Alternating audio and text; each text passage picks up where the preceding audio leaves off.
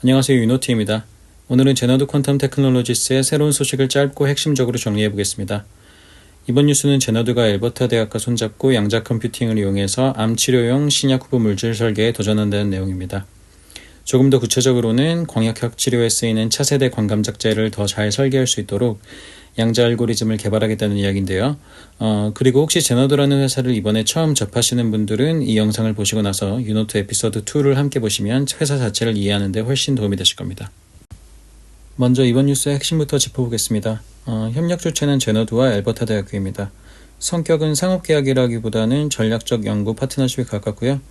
연구는 제너드의 알고리즘 팀과 엘버타대의 알렉스 브라운 교수가 함께 이끌게 됩니다. 핵심 목표는 단순합니다. 암 치료에 쓰이는 광감작제를 더 빠르고 더 정교하게 설계할 수 있는 양자 컴퓨팅 프레임워크를 만드는 것. 즉 이번 뉴스는 제너드가 실제 산업에서 양자 컴퓨팅을 어디에서 볼 수 있는가? 이 질문에 대해 신학 개발이라는 현실적인 응용 사례를 하나 더 추가했다는 데 의미가 있습니다. 그럼 여기서 광역학 치료 PTD가 뭔지 아주 간단히 보고 넘어가겠습니다. 과정은 4단계로 생각하시면 됩니다. 첫 번째, 광감작제를 환자에게 투여합니다. 그러면 이 물질이 혈류를 타고 종양 부위에 모이게 되고요. 두 번째, 종양 부위의 특정 파장이 빛을 조사합니다. 보통 이런 식으로 빛을 쏴서 반응을 유도하는 방식이라고 이해하시면 됩니다. 세 번째, 빛을 받은 광감작제가 활성화되면서 활성산소를 만들어냅니다. 네 번째, 이 활성산소가 종양세포를 선택적으로 공격하면서 암세포를 파괴하게 됩니다. 이 치료 방식의 장점은 정상세포 손상을 상대적으로 줄일 가능성이 있다는 점이고, 그래서 비침습적 치료 방식으로 주목받고 있습니다. 그리고 여기서 가장 중요한 소재가 바로 오늘 계속 나오는 광감작제, 포토센서타이저입니다. 문제는 이 광감작제를 새로 찾고 설계하는 과정이 생각보다 어렵다는 겁니다. 기존 방식은 기본적으로 시간이 오래 걸리고 비용도 큽니다.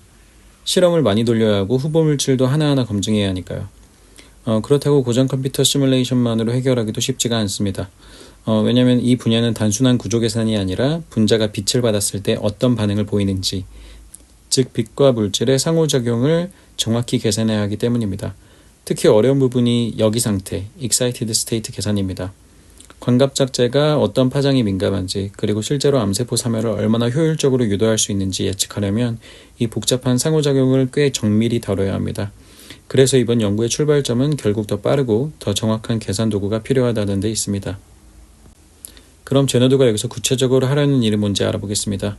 핵심은 양자 컴퓨터를 이용해 광감작제의 중요한 상호작용을 시뮬레이션 하겠다는 겁니다. 예를 들면 이 분자가 어떤 파장의 빛에 민감한지, 빛을 받았을 때 어떤 반응 경로를 거치는지, 그리고 그 결과 암세포 사멸을 얼마나 잘 유도할 수 있는지, 이런 부분을 더 정밀하게 계산해 보겠다는 거죠.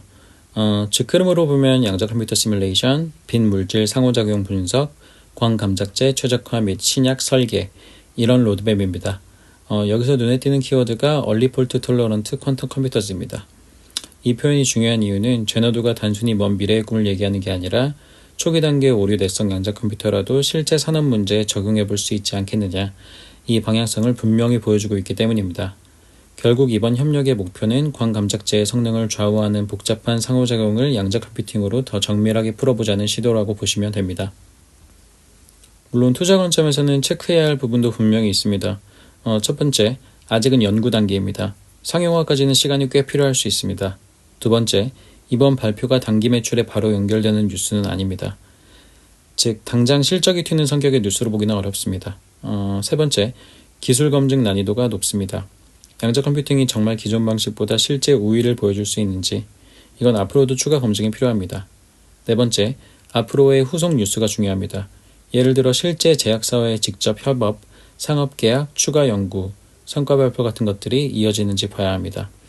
그래서 이 뉴스는 분명 좋은 방향성의 뉴스이지만 투자 판단에서는 기대와 현실을 분리해서 보는 시선도 필요합니다.